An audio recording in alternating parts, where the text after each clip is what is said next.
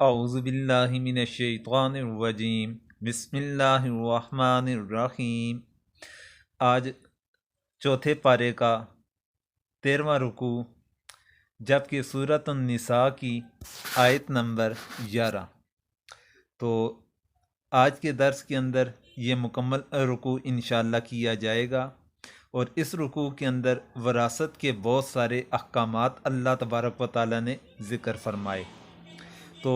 اس رکوع کا آغاز کرتے ہیں۔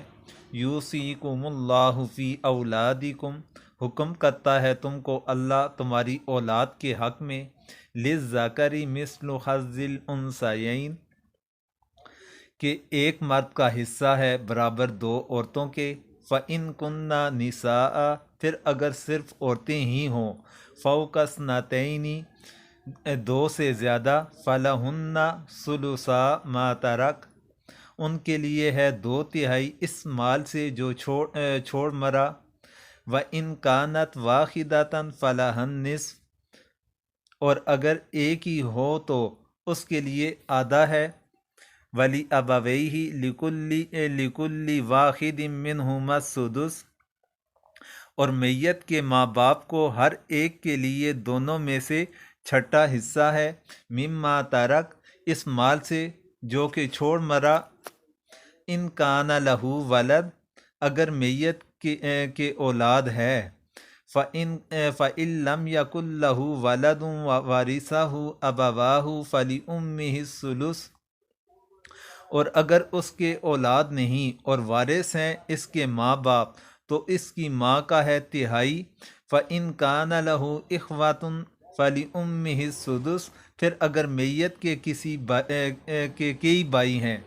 تو اس کی ماں کا ہے چھٹا حصہ،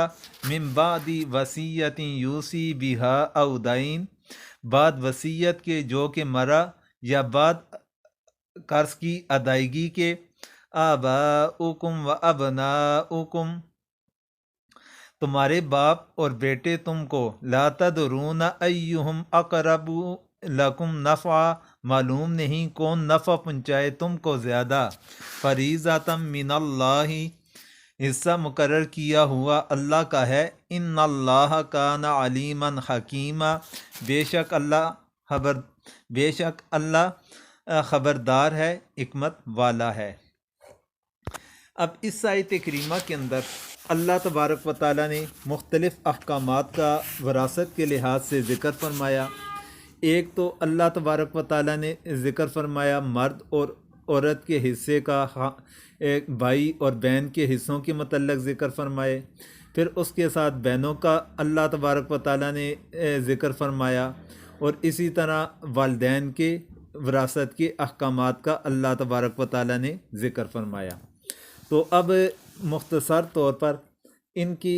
وراثت کے حوالے سے ذکر کرنا چاہوں گا۔ تو شریعت کا اصول یہ ہے کہ مرنے والے کے مال سے پہلے شریعت کے مطابق اس کے کفن و دفن کے اخراجات پورے کیے جائیں،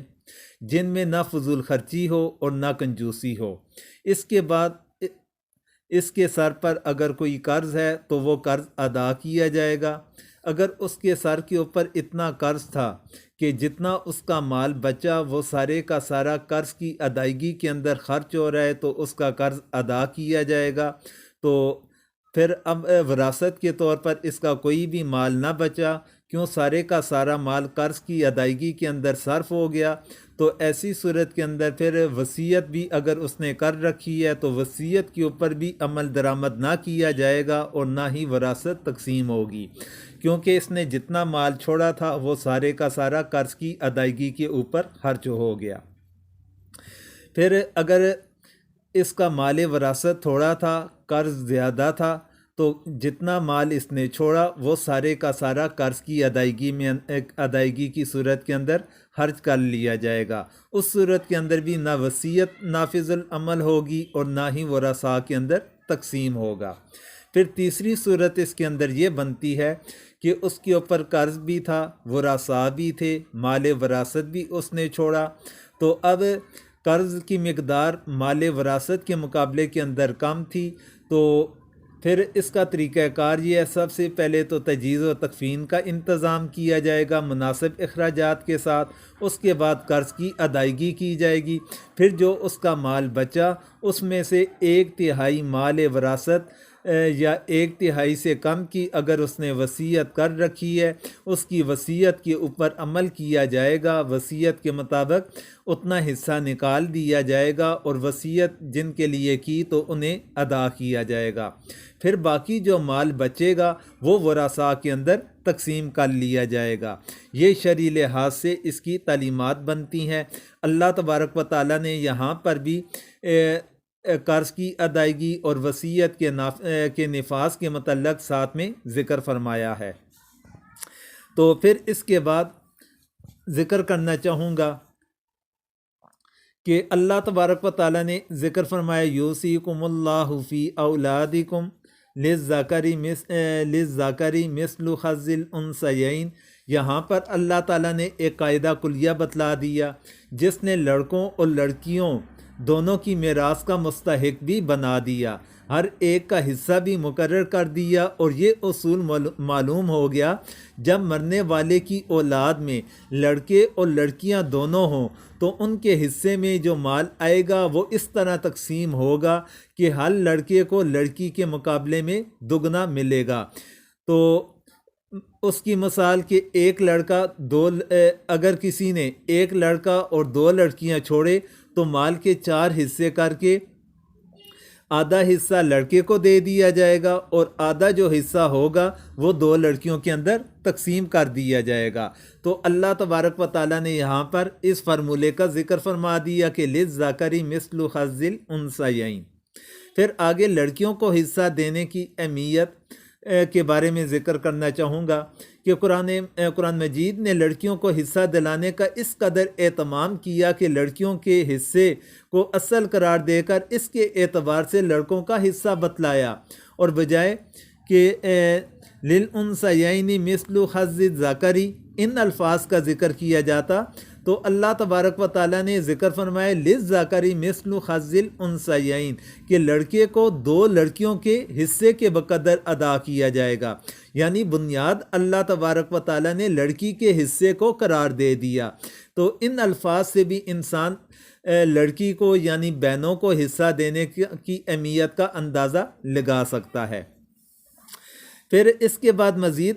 تشریح فرماتے ہوئے لڑکیوں کا حصہ یوں بیان فرمایا فَإِن كُنَّ نِسَاءً فَوْقَ اثْنَتَيْنِ فَلَهُنَّ ثُلُثَا مَا تَرَكَ، یعنی اگر نرینہ اولاد نہ ہو، بیٹا نہ ہو، صرف اس کی بیٹیاں ہوں، اور بیٹیاں ہونے کی صورت کے اندر پھر اللہ تبارک و تعالیٰ نے بتلا دیا کہ 1 سے زائد اگر ہوں تو اس کو مال وراثت میں سے 2/3 حصہ ملے گا، جس میں سب لڑکیاں برابر کی شریک ہوں گی، یعنی سارے مال وراثت کا 2/3 حصہ وہ علادہ کر کے لڑکیوں کے اندر تقسیم کیا جائے گا، پھر اس کی بیٹیوں میں پھر جتنی بیٹیاں ہوں گی وہ 2/3 حصے کے اندر برابری کے اندر شریک بن جائیں گی، اور باقی 1/3 حصہ وہ دوسرے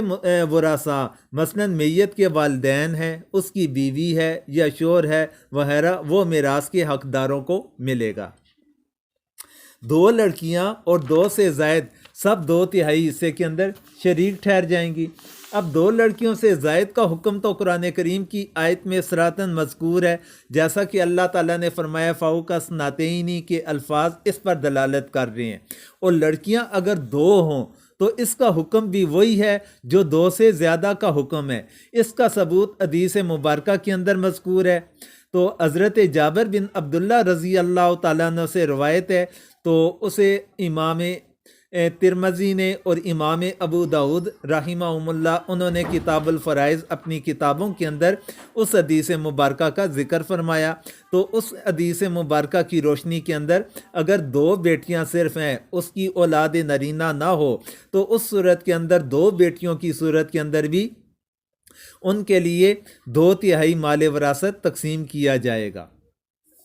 تو پھر اس کے بعد جی والدین کے حصے کے متعلق اللہ تبارک و تعالیٰ نے ذکر فرمایا، اور اس سے پہلے اللہ تعالیٰ نے ایک بیٹی کے متعلق بھی مسئلے کی وضاحت فرما دی۔ وَإِن كَانَتْ وَاحِدَةً فَلَهَا النِّصْفُ، ان الفاظ کے ساتھ اللہ تعالیٰ نے ایک بیٹی کا ذکر فرما دیا کہ یعنی اگر مرنے والے نے اپنی اولاد میں صرف ایک لڑکی چھوڑی، اس کا بیٹا کوئی بھی نہ تھا، تو ایسی صورت کے اندر اس کے والد یا والدہ کہ چھوڑے ہوئے مال وراثت کا آدھا حصہ اس کو مل جائے گا، اور باقی جو آدھا ہوگا وہ دوسرے ورثاء کے اندر تقسیم کر دیا جائے گا۔ پھر والدین کے حصے کے متعلق اللہ تعالیٰ نے ذکر فرمایا، اور اس کی یہاں پر والدین کے متعلق 3 حالتوں کا اللہ تعالیٰ نے ذکر فرمایا۔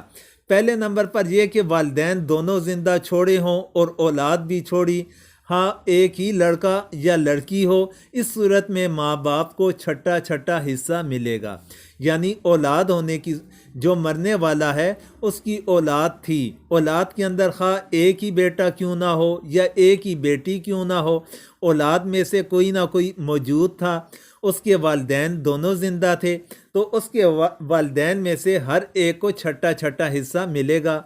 دیگر ورثاء اولاد اور بیوی یا شوہر لے لیں گے، اور بعض حالات میں کچھ بچا ہوا پھر والد کو پہنچ جاتا ہے، جو اس کے لیے مقرر چھٹا حصہ کے علاوہ ہوتا ہے۔ علم الفرائض کی اصطلاح میں اس طرح کے استحقاق کو استحقاق تعصیب کہا جاتا ہے، اور اس کی تفصیل اپنے موقع کے اوپر کر لی جائے گی، اور انشاءاللہ العزیز جب علم الفرائض کے اوپر بات ہوگی تو اس میں اس کی تفصیل بھی ذکر کی جائے گی۔ دوسری حالت جو یہاں پر بتلائی گئی کہ مرنے والے کی اولاد اور بھائی بہن نہ ہوں اور ماں باپ موجود ہوں، اس صورت میں مال جو تھا، مال وراثت تھا، اس کا 1/3 حصہ ماں کو ملے گا اور باقی 2/3 حصہ والد کو مل جائیں گے۔ یہ اس صورت کا حکم ہے جب مرنے والے کے ورثاء میں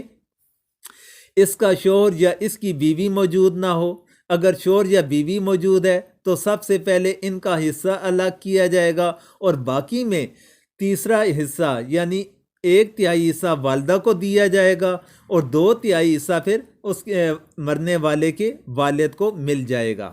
اب تیسری حالت جو یہاں پر اللہ تبارک و تعالیٰ نے ذکر فرمائی کہ مرنے والے کی اولاد تو نہ ہوں لیکن بھائی بہن ہوں جن کی تعداد 2 ہو، ہاں وہ 2 بھائی ہوں، ہاں وہ 2 بہنیں ہوں، یا 2 سے زیادہ ہوں، اس صورت میں ماں کو چھٹا حصہ ملے گا، اور اگر کوئی وارث نہیں تو بقیہ سارا مال وہ اس کے والد کو مل جائے گا۔ بھائیوں اور بہنوں کی موجودگی سے ماں کا حصہ کم ہو گیا، لیکن بھائی بہن کو بھی کچھ نہ ملے گا، کیونکہ باپ بنسبت بھائی بہن کے زیادہ قریبی ہے، جو بچے گا وہ والد کو مل جائے گا۔ اس صورت میں ماں کا حصہ 1/3 کی بجائے چھٹا حصہ ہو گیا، اور فرائض کی اصطلاح میں اس کو حجب نقصان کہا جاتا ہے، اور اس کا حجب نقصان کی جو تفصیل ہے وہ انشاءاللہ علم الفرائض کے موقع پر آ جائے گی۔ اور یہ بہن بھائی جن کی وجہ سے والدین کا حصہ کٹ رہا ہے، ہاں عقیقی ہوں، ہاں باپ شریک ہوں، ہاں ماں شریک ہوں، ہر صورت میں ان کے وجود سے ماں کا حصہ گھٹ جائے گا، بشرطے کہ ایک سے زیادہ ہوں۔ تو اس کے بعد اللہ تبارک و تعالیٰ نے فرمایا آباؤکم و ابناؤکم لا تدرون ایہم اقرب لکم نفعا فریضۃ من اللہ ان اللہ کان علیما حکیما، یعنی اولاد اور ماں باپ کے یہ حصے اللہ تبارک و تعالیٰ نے اپنے طور پر مقرر کر دیے، اور اللہ کو سب کچھ معلوم ہے، اور وہ حکیم ہے۔ جو حصے مقرر کیے گئے ان میں بڑی حکمتیں ہیں۔ اگر تمہاری رائے پر تقسیم میراث کا قصہ رکھا جاتا تو مدار تقسیم تم لوگ نفع رساں ہونے کو بناتے، لیکن نفع رساں کون ہوگا اور سب سے زیادہ نفع کس سے پہنچ سکتا ہے، اس کا یقینی علم حاصل کرنا تمہارے لیے مشکل تھا، اس لیے بجائے نافع ہونے کے اقربیت کو مدار حکم بنایا گیا۔ قرآن حکیم کی اس آیت نے بتلا دیا کہ میراث کے جو حصے اللہ تعالیٰ نے مقرر فرمائے ہیں وہ اس کا طے شدہ حکم ہے، اور اس میں کسی کو رائے زنی یا کمی بیشی کا کوئی حق نہیں، اور تمہیں پورے اطمینان قلب کے ساتھ اسے قبول کرنا چاہیے۔ تمہارے خالق و مالک کا یہ حکم بہترین حکمت و مصلحت پر مبنی ہے۔ پھر اگلی آیت کریمہ کے اندر اللہ تبارک و تعالیٰ فرماتے ہیں وَلَكُمْ نِصْفُ مَا تَرَكَ أَزْوَاجُكُمْ إِن لَّمْ يَكُن لَّهُنَّ وَلَدٌ، اور تمہارا ہے آدھا مال جو کہ چھوڑ مریں تمہاری عورتیں اگر نہ ہو ان کی اولاد، فَإِن كَانَ لَهُنَّ وَلَدٌ فَلَكُمُ الرُّبُعُ مِمَّا تَرَكْنَا مِن بَعْدِ وَصِيَّةٍ يُوصِينَ بِهَا أَوْ دَيْنٍ، اور اگر ان کی اولاد ہے تو تمہارے واسطے چوتھائی ہے اس میں سے جو چھوڑ گئیں بعد وصیت کے جو کر گئیں یا بعد قرض کے، وَلَهُنَّ الرُّبُعُ مِمَّا تَرَكْتُمْ إِن لَّمْ يَكُن لَّكُمْ وَلَدٌ، اور عورتوں کے لیے چوتھائی مال ہے اس میں سے جو چھوڑ مرو تم اگر نہ ہو تمہاری اولاد، فَإِن كَانَ لَكُمْ وَلَدٌ فَلَهُنَّ الثُّمُنُ مِمَّا تَرَكْتُم مِّن بَعْدِ وَصِيَّةٍ يُوصُونَ بِهَا أَوْ دَيْنٍ من بعد وصیت توصون بہا او دین، اور اگر تمہاری اولاد ہے تو ان کے لیے 8واں حصہ ہے اس میں سے جو کچھ تم نے چھوڑا بعد وصیت کے، توصون بہا او دین، جو تم نے وصیت کے بعد، بہا او دین یا قرض کے بعد۔ اب یہاں پر اللہ تبارک و تعالیٰ نے شوہر اور بیوی کے وراثت کے احکامات کا ذکر فرمایا۔ تو سب سے پہلے شوہر کا حصہ بتایا، تو اللہ تبارک و تعالیٰ نے شوہر کے متعلق جو ذکر فرمایا کہ اگر عورت تھی وہ مر گئی، اب عورت اگر مر گئی ہے تو اس کا خامن زندہ ہے، اب اگر عورت کی اولاد تھی تو عورت کی اولاد ہونے کی صورت کے اندر اس کے خامن کو کتنا حصہ ملے گا؟ چوتھا حصہ ملے گا، اور اگر اولاد نہیں تھی تو خامن کا نصف حصہ بن گیا۔ پھر اسی طرح اگر مرد مر گیا اور اس کی بیوی زندہ ہے تو اس صورت کے اندر پھر دیکھا جائے گا اس مرد کی اولاد تھی یا نہیں تھی، اگر اس کی اولاد ہے تو اس صورت کے اندر پھر بیوی کا 8واں حصہ بن جائے گا، اگر اولاد نہیں ہے، اولاد نہ ہونے کی صورت کے اندر پھر بیوی کا چوتھا حصہ بن جائے گا۔ اللہ تبارک و تعالیٰ نے یہ اسے بتلانے کے بعد، یہ حالتیں بتانے کے بعد ذکر فرمایا کہ یہ بھی مال کس صورت کے اندر آپ نے تقسیم کرنا ہے کہ وصیت کے نفاذ اور قرض کی ادائیگی کے بعد یہ عمل آپ لوگوں نے کرنا ہے۔ پھر آگے اللہ تبارک و تعالیٰ فرماتے ہیں اس آیت کریمہ کے بقیہ حصے کے اندر، وَإِن كَانَ رَجُلٌ يُورَثُ كَلَالَةً، اور اگر وہ مرد کے جس کی میراث ہے باپ بیٹا کچھ نہیں رکھتا، اَوْ امْرَأَةٌ وَلَهُ أَخٌ، یا عورت ہو ایسی ہی اور اس میت کا ایک بھائی ہو، او اختن یا بہن ہے، فَلِكُلِّ وَاحِدٍ مِّنْهُمَا السُّدُسُ، تو دونوں میں ہے ہر ایک کا چھٹا حصہ، فَإِن كَانُوا أَكْثَرَ مِن ذَلِكَ، اور اگر زیادہ ہوں اس سے تو فَهُمْ شُرَكَاءُ فِي الثُّلُثِ مِن بَعْدِ وَصِيَّةٍ يُوصَى بِهَا أَوْ دَيْنٍ، سب شریک ہیں 1/3 میں بعد وصیت کے جو ہو چکی ہے یا قرض کے، غیر مضاری، جب اوروں کا نقصان نہ کیا ہو، من اللہ، یہ حکم ہے اللہ کا، واللہ علیم حلیم، اور اللہ ہے سب کچھ جاننے والا، تحمل کرنے والا۔ اب اس آیت کریمہ کے اندر، آیت کریمہ کے اس حصے کے اندر اللہ تبارک و تعالیٰ نے سب سے پہلے تو کلالہ کی وراثت کے بارے میں ذکر فرمایا۔ اب کلالہ، اس کی تعریف کیا ہے، کلالہ کسے کہا جاتا ہے؟ تو صاحب روح المعانی نے اس کی مختلف تعریفات اپنی کتاب کے اندر انہوں نے ذکر فرما رکھے، اپنی تفسیر کے اندر اس کی مختلف تعریفات انہوں نے ذکر فرمائی۔ تو مختصر یہ کہ کلالہ اصل میں مصدر ہے جو کلال کے معنی میں ہے، اور کلال کے معنی ہے تھک جانا، جو ضعف پر دلالت کرتا ہے۔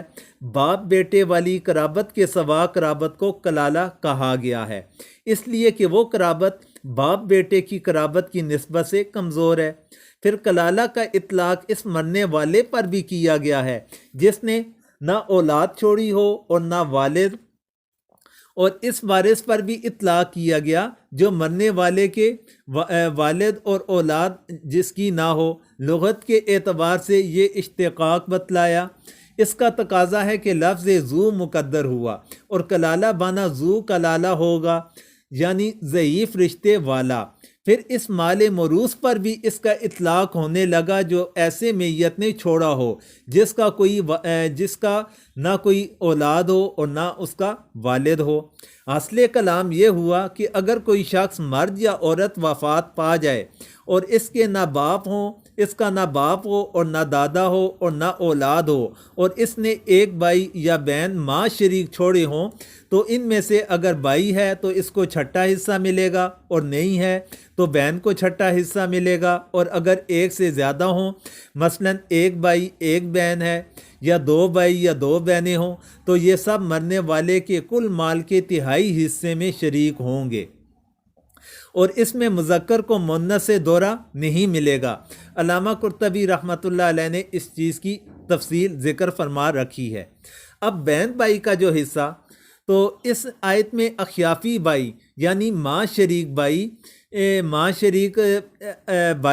یا بہن کا حصہ بتلایا گیا ہے۔ اگرچہ قرآن کریم کی اس آیت میں یہ قید مذکور نہیں، لیکن یہ قید بالاجماع معتبر ہے۔ حضرت سعد بن ابی وقاص رضی اللہ تعالیٰ عنہ کی قرات بھی اس آیت میں اس طرح ہے، وَلَهُ أَخٌ أَوْ أُخْتٌ مِّنْ أُمِّهِ، جیسا کہ علامہ قرطبی، صاحب روح المعانی اور ابو بکر جساس اور دیگر حضرات نے نقل کیا ہے۔ گو یہ قرات متواتر نہیں، لیکن اجماع امت ہونے کی وجہ سے معمول بیہا ہے، اور اس کی ایک واضح دلیل یہ ہے کہ اللہ تبارک و تعالیٰ نے سورۃ نساء کے ختم پر بھی کلالہ کی میراث کا ذکر فرمایا ہے۔ وہاں بتایا کہ اگر ایک بہن ہو تو اس کو آدھا ملے گا، اور اگر ایک بھائی ہو تو اپنی بہن کے پورے مال کا وارث بنے گا، اور اگر دو بہنیں ہوں تو 2/3 مال پائیں گی، اور اگر متعدد بھائی بہن ہوں تو مذکر کو مؤنث سے دورہ دیا جائے گا۔ تو سورت کے ختم پر جو حکم ارشاد فرمایا گیا وہ حقیقی بہن بھائی کا اور اللاتی یعنی باپ شریک بہن بھائی کا ذکر ہے۔ اگر یہاں اللاتی اور حقیقی بہن بھائی کو شامل کر لیا جائے تو احکام میں تعارض لازم آئے گا۔ تو اس تعارض سے بچنے کے لیے پھر جو غیر متواتر، جو متواتر حصہ نہ تھا لیکن اجماع امت ہے، تو اس کو تسلیم کر لیا گیا۔ پھر آگے اللہ تبارک و تعالیٰ نے پھر بھی یہاں پر بھی ساتھ میں ذکر فرما دیا وصیت کا اور قرض کے متعلق بھی، کہ ان احکامات کے نفاذ کے بعد یہ سارے کے سارے معاملات ہوں گے۔ تو پھر ایک اس آیت کریمہ کے آخر کے اندر ایک قید لگائی اللہ تعالیٰ نے، غیر مضارن، کلالہ کی میراث کے خاتمے پر یہ بتلانے کے بعد کہ یہ میراث وصیت اور دین کے بعد نافذ ہوگی۔ لفظ غیر مضارن، یہ قید اگرچہ صرف اسی جگہ مذکور ہے، لیکن اس سے پہلے جو 2 جگہ وصیت اور دین کا ذکر ہے وہاں پر بھی اس کے معتبر اور معمول بھی ہی سمجھا جائے گا۔ تو مطلب یہ کہ مرنے والے کو ایسی وصیت یا ایسے قرض کا اقرار نہیں کرنا چاہیے کہ جو اپنے ورثاء کو وراثت سے محروم کرنے کا سبب بن سکتا ہو۔ تو یعنی کہ اپنے ورثاء کو حق وراثت سے محروم کرنے کے لیے مال کو وصیت کر لیا،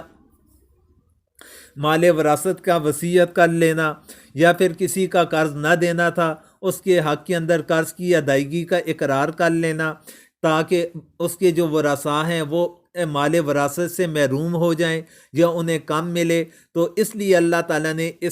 ان الفاظ کا یہاں پر ذکر فرمایا۔ پھر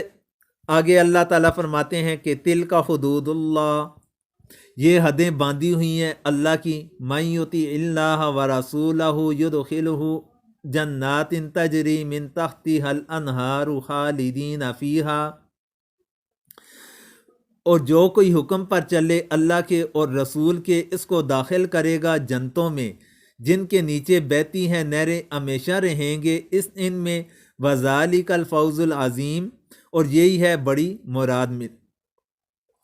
اللہ تعالیٰ نے ان احکامات کے متعلق ذکر فرمایا یہ اللہ تعالیٰ کے احکامات ہیں، اللہ تعالیٰ کی حدود ہیں۔ پھر ساتھ میں فرمایا جو اللہ اور اس کے رسول کی اطاعت کرے گا وہ اسے اللہ تعالیٰ جنتوں میں داخل کریں گے، تو اور اس کے لیے بڑی کامیابی اسی کے اندر ہے۔ آخری آیت کریمہ کے اندر فرمایا وَمَن يَعْصِ اللَّهَ وَرَسُولَهُ، اور جو کوئی نافرمانی کرے اللہ کی اور اس کے رسول کی، وَيَتَعَدَّ حُدُودَهُ يُدْخِلْهُ نَارًا، اور نکل جائے اس کی حدوں سے تو ڈالے گا اس کو آگ میں، آگ کے اندر، خالداً فیہا، جس میں ہمیشہ رہے گا، وَلَهُ عَذَابٌ مُّہِینٌ، اور اس کے لیے ذلت کا عذاب ہے۔ یعنی اللہ تعالیٰ کے احکامات کی نافرمانی کرنے کی صورت کے اندر اس کے لیے ذلت امیز عذاب ہوگا، اور فرمانبرداری کرنے کی صورت کے اندر اس کے لیے جنت ہوگی۔ اس کے ساتھ ہمارا چوتھے پارے کا الحمدللہ 13واں رکوع مکمل ہوا۔ تو انہی الفاظ کے ساتھ اجازت چاہوں گا۔ آخر کے اندر تمام مرد و خواتین سے دعاؤں کی درخواست ہے۔